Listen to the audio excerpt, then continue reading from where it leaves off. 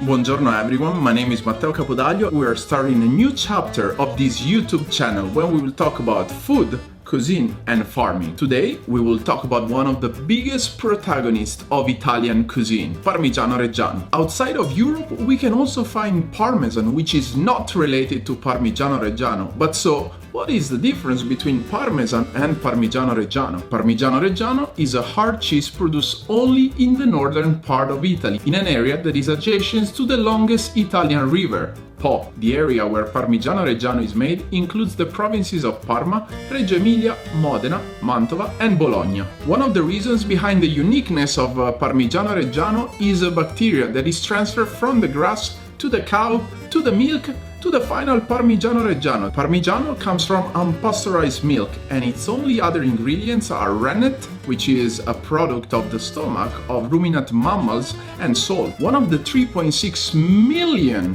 wheels of Parmigiano Reggiano that are produced each year weighs around 88 pounds. The whole process that brings to the creation of Parmigiano Reggiano is strictly regulated by an entity called Il Consorzio that regulates the production of Parmigiano Reggiano at a much deeper level compared to Ministero della Salute, which is the Italian equivalent of the American FDA. In fact, Il Consorzio regulates the cow's diets, which is grass, and guarantees that the standard of the cheese making process, which is partly still made by hand, is upheld. Parmigiano Reggiano has a logo for its protected designation of origins to value the local Italian cheesemaker community that produced it for over 500 years. Even if you don't buy the whole wheel that can cost up to thousands of dollars, you should still be able to see in the packaging the logo of Parmigiano Reggiano and of the PDO if the product is authentic. As we said earlier, outside of Europe, non-Italian cheesemakers try to create a similar product, giving it a resembling name.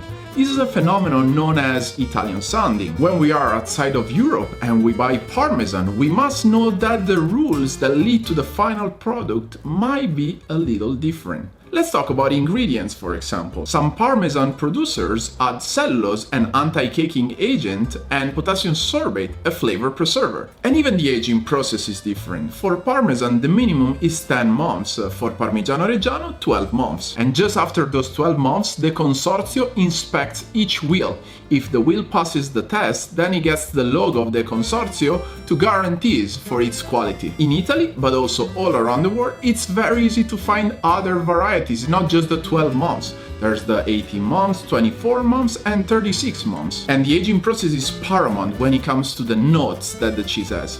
For example, younger varieties, 12, 18 months, they have notes of yogurt, notes of fruit, while the older varieties, the 24, the 36 months, also known as stravecchio, that means ultra old, ultra age, have notes of umami, have notes of nut. We can decide what variety to use according to the food and the wine that we have on our table. One of the greatest chefs in the world from Modena, Massimo Bottura, 3 Michelin stars, as one of his main dishes, one with just Parmigiano Reggiano as an ingredient, but not just one type of Parmigiano Reggiano, different ages and different textures. I decided to make this video because when I moved to America, I realized for a lot of people the difference was not clear.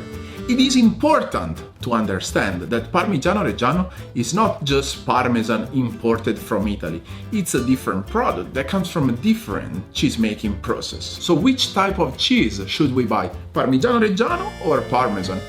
I cannot give you an answer, it's a matter of personal taste. My personal taste? Parmigiano Reggiano, all day, every day. I think for today we talk enough about food, but we'll come back with more episodes with the goal of raising the awareness when it comes to our grocery shopping, not just in relation to taste, but also the socio-cultural impact that the food has on the environment, but also biodiversity and the ingredients that make a final product. Last but not least, if you enjoyed this video, please like it and share with a friend that loves Italian cuisine. Thank you very much, or as we will say in Italian, grazie mille.